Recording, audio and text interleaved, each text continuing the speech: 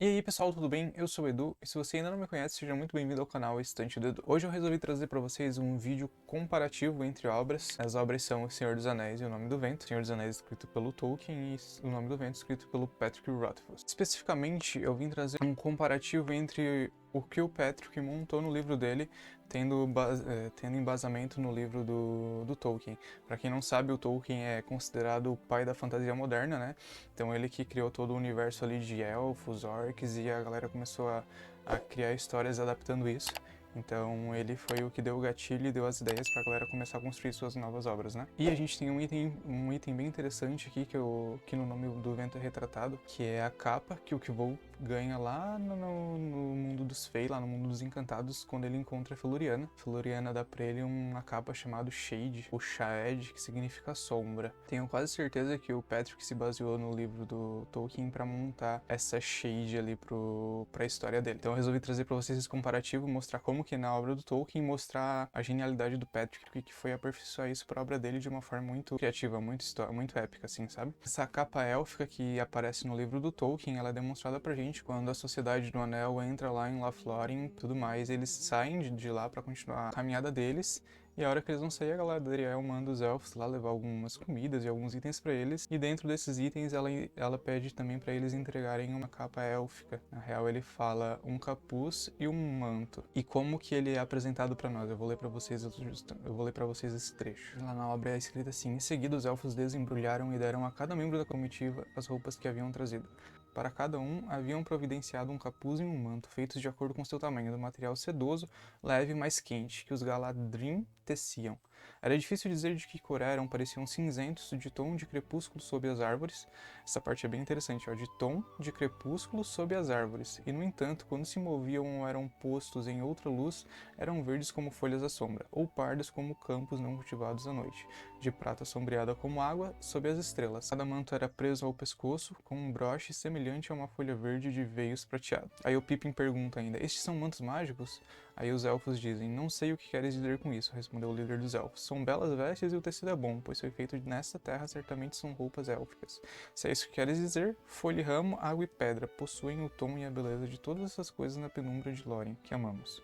Pois colocamos o pensamento de tudo o que amamos em tudo o que fazemos, porém são vestes, não armaduras, e não desviarão haste nem lâmina, mas devem servir-vos bem. São leves no uso e bastante quentes, ou bastante frescos, conforme necessário. E descobrireis que muito vos auxiliarão a vos manter fora da vista de olhos hostis, quer caminheis entre as pedras ou as árvores.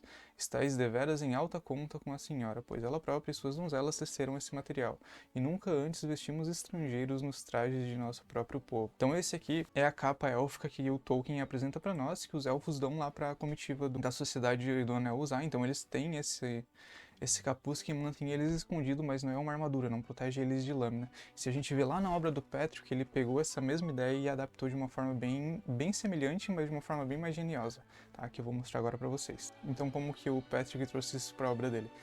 O Kvold entra lá no mundo dos Fey, ele conhece a Feluriana lá, né? Eles ficam juntos lá e tudo mais. A Feluriana decide dar um presente pro Kvold.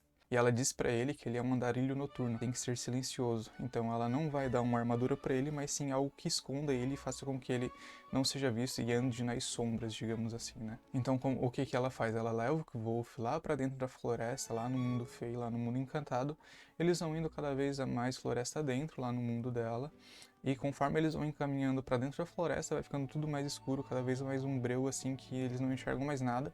Chega um determinado ponto que o Wolf não enxerga nenhum palmo na frente dele, e eles chegam tipo numa clareira, que ele olha inclusive pro céu, ele não vê estrela, não vê nada, mas ele sabe que é uma clareira, porque ele sente que é um lugar aberto assim, e nesse momento a Feluriana se distancia dele, fica uns 10 minutos longe, e depois retorna com algo macio e cálido nos braços dela, como o livro diz. É algo que não dá para distinguir, é só algo macio e cálido, assim como a própria escuridão, que é, de fato, a própria escuridão. Então o que esse capítulo diz pra gente? Ela foi lá no local mais escuro, sob as copas das árvores, ela pegou a própria escuridão para poder tecer essa capa, essa shade porque Wolf, que é semelhante à construção da capa élfica que o Tolkien escreveu, trazendo um contexto, uma história de tudo como que ele foi feito. Aí tem mais pra frente que o Wolf ainda pergunta pra Feluriana como que é conseguir pegar as sombras, e ela explica pra ele que é como se fosse, pra ela, claro, né, como se estivesse colhendo um fruto de uma árvore. Ela foi lá no meio das árvores e colheu a sombra para poder tecer a capa pra ele. E depois que ela pega a sombra lá dentro da floresta, eles saem e a luz do luar, a Feluriana, ela pega os fios do luar que a lua produz, os raios de luz ali, né? Ela pega aquele próprio fio para tecer a capa, então ela pega como se estivesse costurando e começa a tecer a capa ali com os fios de luar como se fosse uma linha e vai moldando aquela capa ali pro Wolf poder usar como se fosse uma capa élfica, né? Pegando pela obra do Tolkien, que vai manter ele escondido. Durante a noite as pessoas praticamente não vão ver ele atrás daquela capa.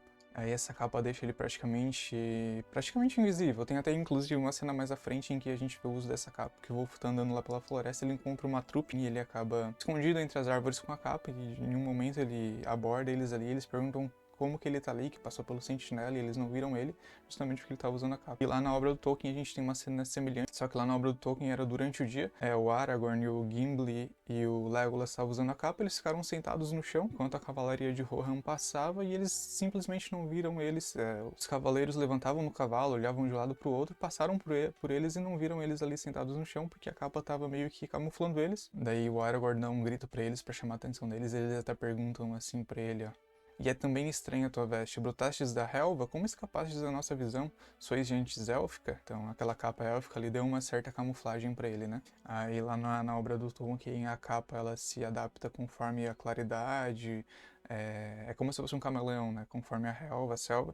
Já ali pro Wolf ela se adapta na sombra, ele usa na sombra, mas ele pode mudar o tamanho da capa, aumentar, diminuir, e isso é muito doido. Então, gente, essa é a comparação que eu queria fazer pra vocês, tá? Mostrar pra vocês como que o Tolkien criou e como que o Patrick adaptou de uma forma muito show, muito legal.